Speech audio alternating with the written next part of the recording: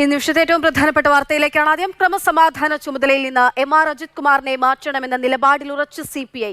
ഇക്കാര്യം ആവശ്യപ്പെട്ട് CPI സംസ്ഥാന സെക്രട്ടറി ബിനോയ് വിശ്വം മുഖ്യമന്ത്രിയെ കണ്ടു.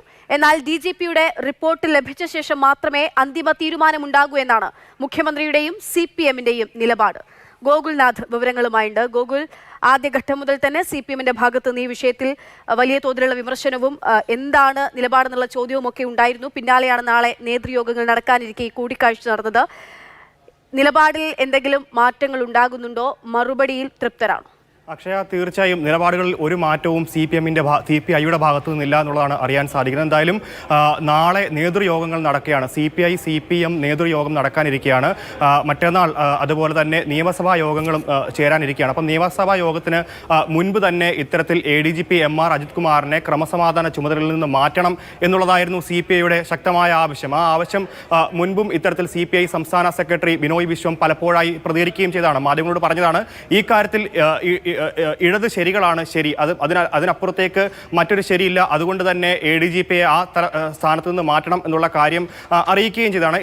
അതിന് മുന്നോടിയായിട്ടാണ് ഇന്ന് മുഖ്യമന്ത്രിയുമായി കൂടിക്കാഴ്ച നടത്തിയത്. ആ കൂടിക്കാഴ്ചയിൽ കൃത്യമായി തന്നെ പറയുന്നുണ്ട് ADGP തൽസ്ഥാനത്ത് നിന്ന് മാറ്റണം, ഒപ്പം ഉയർന്നു വരുന്ന ആരോപണങ്ങൾ കൃത്യമായി അന്വേഷിക്കണം. എന്തായാലും നാളെ DGP ഇത്തരത്തിൽ അന്വേഷണ റിപ്പോർട്ട് സമർപ്പിക്കുകയാണ്.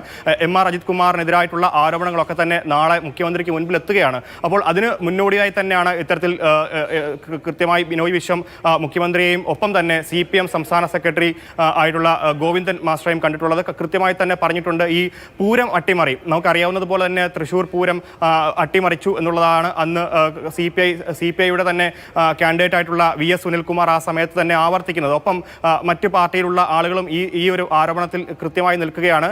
എന്തായാലും ഇത്തവണ മുഖ്യമന്ത്രിക്ക് മുൻപിൽ കൃത്യമായ കാര്യങ്ങൾ CPI തന്നെ പറയുകയാണ്.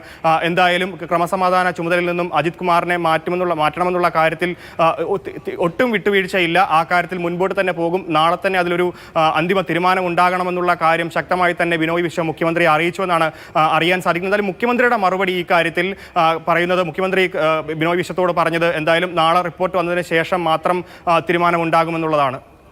ശരി, ഗോകുൽനാഥാണ് വിവരങ്ങൾ നൽകുന്നത്. ADGPക്കെതിരായിട്ടുള്ള അന്വേഷണത്തിന്റെ കാലപരിധിയും അവസാനിക്കാൻ പോവുകയാണ്.